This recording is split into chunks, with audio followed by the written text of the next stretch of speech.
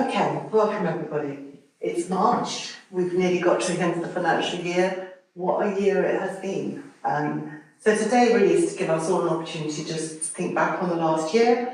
It's been a really challenging time. I feel very proud that we're here still, that we survived the year, because I think last April it was worrying and we were stressing about how we were going to support children and families with no funding agreed and then with funding cut. So I think it's quite an achievement that we've looked after all of the children and families in our care in the last year, and that we're still here, and that we're meeting as a team here today to just reflect on the year. The things that we've achieved and done well, but also the challenges. I think we know what works. We know that we can help children and families survive difficult times, that we can make a really good difference, and that the therapy is a vital part of how we support families. But we know without support that families get into crisis, that we sadly see many families in dreadful states, in despair, at risk of disruption. And it is frustrating, I think, as a group of professionals to sometimes be looking at the situations that come in as a multidisciplinary assessment and thinking, oh my goodness, what are we going to do to help? And it's not possible on the £500 left this financial year, and it's not possible on £3,000. So it's been tough. It's been really tough, first and foremost for the children and families, but I think it's been tough for all of you too. And it's created a lot of stress for us, thinking, okay, how's this going to work? So today is a chance to talk about that and have a little look back, I think. And maybe think about where do you go going forward, because there aren't easy times ahead. As I manage the assessment service, I think one of the hardest things is talking with families about whether they prioritise assessment or treatment, because of course for many of the children who are coming in, they're coming in with very, very complex needs, and you need a proper assessment of that so they will be able to know how to help, what you're targeting in the treatment. But a proper multidisciplinary assessment uses up nearly all of the fair access limits. So what that means is then the family, a family who came for assessment last week can hopefully get their treatment in the next 3 or 4 months. But the family who comes next week will have to wait almost a full year in order to be able to get the level of treatment that they need, because there'll be such a tiny amount of money for them. So families are often coming in saying, can we just have the treatment without the assessment? But then that means that we're doing a disservice to that child by not properly understanding what their needs are in the first place. So it places parents and us in a really difficult position, I think, to be able to work out what's the best way to make use of that tiny amount of money that's there. Does it feel tantalising to them sometimes if they have a taste of what's possible? Because assessment and treatment is sometimes not that different. In terms, assessment is also a treatment intervention. Do they feel tantalised and a bit teased then, in a way, that they put on weight? Yes, I think so. And then it leaves family in a difficult position of trying to think, well, could we try and fund it ourselves? And if so, can you do this? Many families come without the resources to be able to do that. But they will often try and put themselves in debt or find other ways just to try and make sure that it can happen. And it's so upsetting that we're saying, well, we're here, but actually you can only have this much of what you have. You're right, it is tantalising. It seems like putting something forward and saying, oh, but you can only have a little bit. I think particularly with the assessment reports, when we think so carefully about the recommendations, and actually often now, we're really stripping back what we're recommending, holding in mind what is doable with the ASF. But then you send it to parents and they say, okay, well, how much of this can we get with 3K? And it's like, well, actually it's a tiny amount of what is actually needed for the long-term support of your family and your child. And I think that, I hate those kind of emails where you're like, in reality, this is what you need, but currently with the money that's available, this is what you can access. And it doesn't feel like it's not enough. It's not. I think I find that then you're left with maybe 7, 8 sessions, and the pressure that you then feel to make a difference in that time, knowing this is long-term work. The recommendations we've made are ideally going to span over years and years, and there's going to be slow progress, but you get 7 sessions, and potentially then parents are self-funding, and you feel even more pressure to, okay, I've got to make a difference within this very limited. I was just going to say about the 7 sessions, and then each time with each family you think, so do we squeeze them together so we get a nice consistent every 2 or 3 week session, and then we've got 6 months with actually no therapy? Or do we spread them out so far that actually every time you see them, you go, oh, do you remember me? Yeah, starting again. It's starting again each time, so it's, neither is right. And that also replicates for the child that arguments that they've already suffered where they are now. That just replicates that and see everybody's the same, nothing's consistent. It really has a, not only is it difficult, it has a damaging effect on the child that weight. Yeah, I think I agree with that. Because you just become one of those adults who flits in and out of their lives that, you know, can they trust you? Can they rely on you? I think we are then replicating or reenacting a lot of the disruption that they experience in their early life. And I also was thinking about the teaser because obviously, you know, families often have to work very hard to get here for an assessment. So the relief that is palpable when they get here and they are heard, they are understood, they think actually this is what's right for my family, this is what we need. And as Sue said, you know, if you come here next week, you might have to wait for a whole year. And I think my experience has been that if you do have to wait for a very long time, we can see from assessment to actually accessing treatment, there's often a massive deterioration in the child, in the stability of the family, you know, the parental presence, how resourced they feel. And, you know, our doctors are really amazing, but they need support. They need people to think with them, not just us therapists, but I think, you know, in the whole system, they need people to think with them how you can provide stability for children who've known so much trauma and disruption. And it's a long-term view, not a short-term view.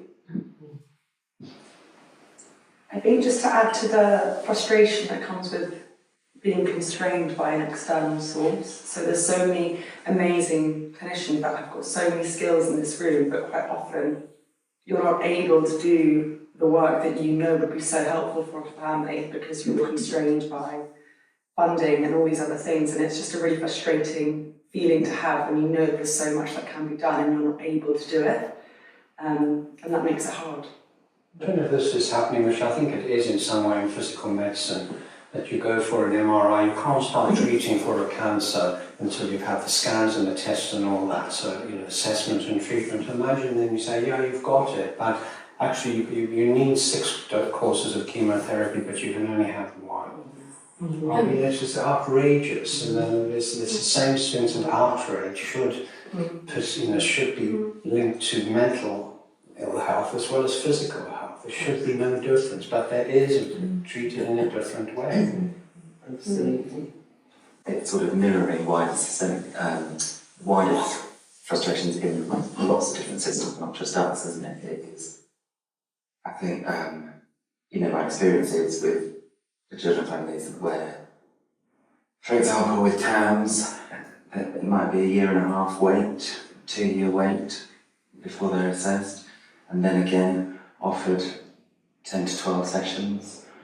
And invariably, the families who come to our teachers, you know, this is very long-term work that is needed, and by that I mean sort of years. And really, a lot of the work is, particularly for the children, it's their lifetime's work, is working out what's happened to them and working through their distress. And I don't know, everything increasingly seems so short-sighted, and you know, it's often families' experiences where they'll have a social worker for 3 months and then they'll leave. They'll, you know, I remember our family that Carly and I work with, you know, they met a mentor, we pushed for getting a mentor from the local authority. Finally they found one and he arrived and he was lovely. He met the parents, and then the next thing we heard was that he'd been moved to a different team and was never coming back. And you know, everything is so short term and so short sighted. Funding packages, everything, and this is not small pieces of work.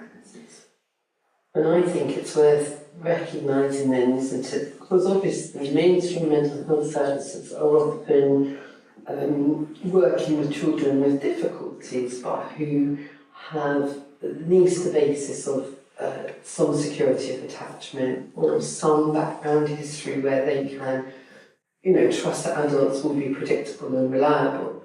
And of course, the children that we're working with it can take months, years sometimes, before they can even start to begin to trust the therapist that they're working with. Now, obviously, our model is that we're working with the parents because we recognise that. But there are also children who can't trust their parents either because they've come from the backgrounds they've come from and the levels of disruption that they've come from. So you're trying to encourage progress and development in children who really can't trust you, the parents, or the process, which is why it takes so long. We can't have services for these kids that fit the normative population because they are kids with much more complex needs. And so many of the children that we're seeing now are coming through with fetal alcohol spectrum disorder, autism, ADHD, all of that needs to be taken into account. So then we have to have a service that actually can respect and honour those needs within that. And the problem with the funding is it prevents anyone from being able to provide that. And that's not fair, it's discriminatory in fact, against children who really do have significant needs. And in my other hat, as running the part of the service where we're approving adopters, we have a duty to new parents with whom we're placing highly traumatised children with massive attachment disorders and quite often other neurodiversities as well. We have a duty of care to be able to support them and to be able to say, well, actually, we'll help you on that journey of helping this child to start to trust in relationship and form secure attachments. And again, the funding means that that's not so possible. Fortunately, we found a way to manage that. That's not the case for everybody, and we're a small organisation, so where do adopters go if they're thinking, I want to be able to assure stability and security for my adopted child? It's not possible.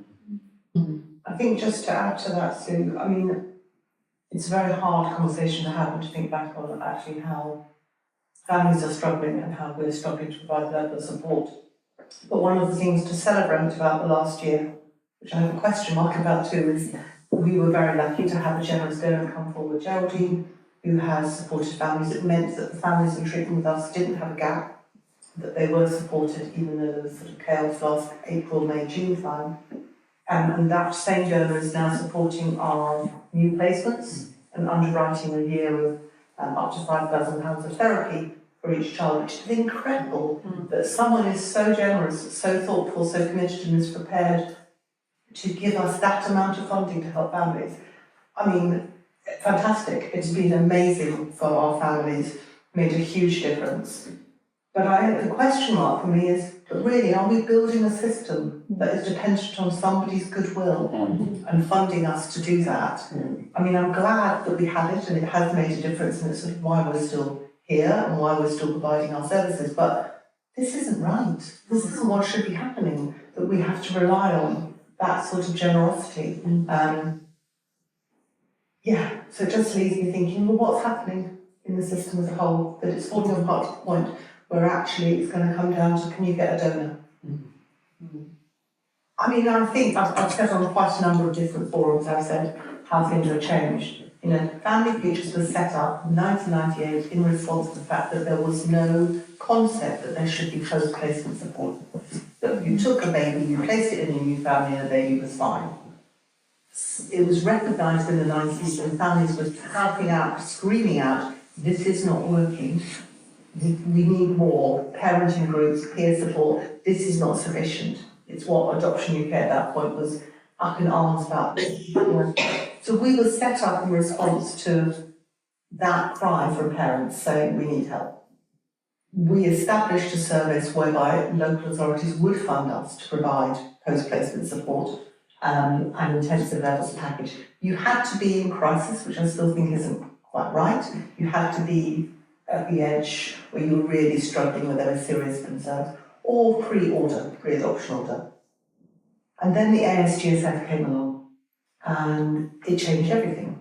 Now, those early years of the ASGSF were slightly crazy because they were funding everything and anyone. But it was a fantastic idea. I think it could have done with some fine-tuning back then, and it was fine-tuned maybe too extreme the other way. But what it meant is that you didn't have to be in crisis, that you could have support because you needed it, because there were some early little signs that you were struggling. And that's how things should be. We're now going back to a crisis-driven system, whereby the only families who will get support are families who are in crisis or pre-order. So the consequences that means, and that's why our new placements getting support is so crucial, because we know the families who come in through our treatment service come in often in crisis 6 years on average into placement. Our I adopt families who have a newly placed child, who have complex 6, 7, 8-year-olds placed, we provide support, we provide therapy from the point of placement. And what we see when we've reviewed those families and the difference is a hugely different trajectory. So for the families through our trauma service, you see that state of crisis, parents and antidepressants, self-harming, suicidality. You see serious things going on with the children. It's really deeply worrying. But we don't see that happening in iAdopt. Yeah, the odd wobble, it's not an easy trajectory, but it's completely different. And that's because we provide support from the beginning. So you can immediately get in there and help parents work out how to parent a really complex child.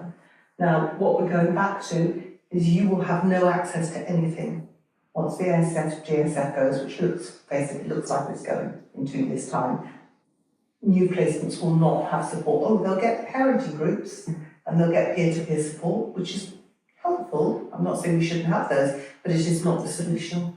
And the only families that will get support are then going to be pre-order when they're refusing to sign the order because they're in crisis or because they're at a point of disruption. This is not how we should be running the service. This is a mess. I could ramble on. This is my favourite subject. It's someone else. I was just going to say on the way by that one of the big advantages of the ASGSF was that it was central government operating. So I worked in local authority before coming to Family Solutions, and it was very clear that it was a postcode lottery then, because families in the area that I was in could not access services because of the way that budgets were prioritised, whereas if you rode over, other people could. So what I really liked about the ASGSF is that it was recognising that families across everywhere could access the service. I think the main drawback is that now that the amount of money is just not realistic, it's not recognising the need. I think, yes. Also, I think the other bit, I remember when I started from Futures, it was sort of, the regionalisation had just sort of settled in, and the ASF, as it were, the ASGSF was sort of just getting into a rhythm. So I sort of joined at an interesting moment. And I think the centralisation of it, I think, is really good. But that also means, I think now, it means that sort of local authorities, in my experience, tend to wash their hands of adopted families because they go, the ASGSF will sort that out. So and then it becomes, and nobody talks to each other, so the regions often don't talk to the local authorities. So it has also created more of a split or not all of it, but different splits, another load of splits. With, I think the other thing that isn't helpful is the annual funding cycle. So when I started, we were still able to have sort of some long-term vision and have some longer-term packages agreed for up front, so that we could plan a nice long-term piece of work in the, you know, whereas now we've got, I mean, you know, sort of half of the year is taken up with starting to make funding applications and think, you know, and all that, and it's exhausting. And I think that also reflects parents' experiences more and more, and that crisis-driven system. And we are absolutely, I don't think we're heading towards it. I think we're absolutely in it. I think parents often talk about that they are told that they can't get funding unless they are at the point of breakdown. They don't ever want to say that they're at the point of breakdown because that's a really heartbreaking thing to say. So they might be absolutely in complete crisis, but they're digging their heels in and they don't want to give up and they don't want to say the words, we're at the point of breakdown. So then it doesn't open the funding. And, you know, so it's sort of forcing parents into a position of saying, yes, I don't want my children anymore, and then we'll give you the funding. And I think that is so wrong. And what we know works is early intervention, and what we cannot do is early intervention, and it's all just crisis response, which is damaging and just, it drives me insane. Given all these stresses, which are very, very real, how have people coped with this? How are you managing this? Because you're managing all this, but you also are still doing really, really important work. How are people managing it? How do you continue to work? What helps that? To say something about the team, for me, is a major resource. To be able to just turn to someone and go, oh, this is so hard, or this thing's happened, and the family are just left, and I'm so frustrated, all the words we've been using, so frustrated and so upset and angry and sad, to not be able to do my job. And as you said, geez, I can't actually do what I've trained and qualified for experience in, to provide that for you. And I'm watching you walking out the door, knowing that I might not ever see you again, and if I do, it might be in 6 months, or it might never be again if no funding comes through. And know that you're still living in hell. It's horrible. So it's team support. Team support to actually just be able to turn to a colleague, or if we're in the office, we sit and have lunch together, and we can just have a bit of a, or even just a little sort of, just a little chat about the case, or our dogs, or whatever we need to do to support us. It's not just the families who need a multidisciplinary team, the staff need a multidisciplinary team. Yes. I think for me the other thing that helps is, I think it's part of the Funded Futures model, is getting to work so closely with the parents that we work with. I think, you know, parents are central to this process, and they are the experts on their children, and I think for me, it's a privilege to work so closely with parents, but it's also completely vital. And I think, for me, in my role, it helps me to manage knowing that I can work closely with parents and that we're on the same team.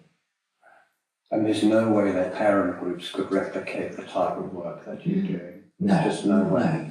No, I mean, yeah, parent groups are helpful and nice and good, but like Jay said, they're not the solution. No. Absolutely. They're a part of a much bigger picture that needs to happen. We should also say, when we're talking about parents, we're talking about adoptive parents, we're talking about SGO parents and carers who also come here, and foster carers, that there's a whole number of different parents with different life experiences who are doing their best for some of the most traumatised children we have in the UK, and that we are currently failing them. Now, we do our best, and we're very lucky to have some donor money to help, but as a society, we are failing a whole group of children and their parents.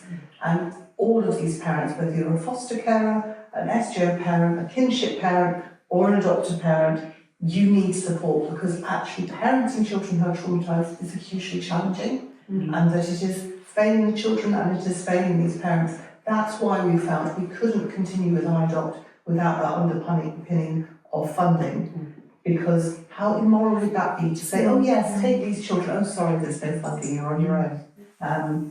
So it has to be different. But that's what happens. And it's not right. It's not right. It's not right. I couldn't sleep at night and do that. It's not right. So it's good to have this team, because together it's possible for us to do something and to survive this. I don't think I'd want to be working on my own trying to manage this. I think that's extremely stressful and lonely.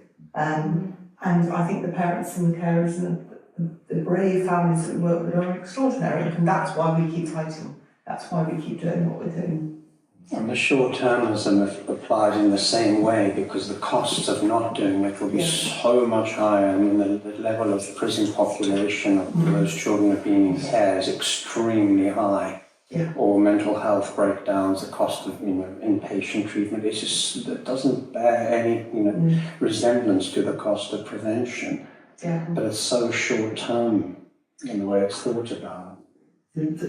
Because what happens systemically then, because there's not enough money in the system, local authorities are put in the situation of having to assess need and recognise that something is needed, but then trying to work out what support to put in. And we've had a situation fairly recently where we've done a good therapeutic assessment, recommended the therapeutic support that's needed, but the local authority, that feels unattainable. So then what that does is it sets the local authority against us, because they feel that we've set them against the family, and actually the whole system then ends up carrying the burden of the fact that there just isn't enough resources for the families. And so social workers then have huge caseloads, end up under stacks of pressure.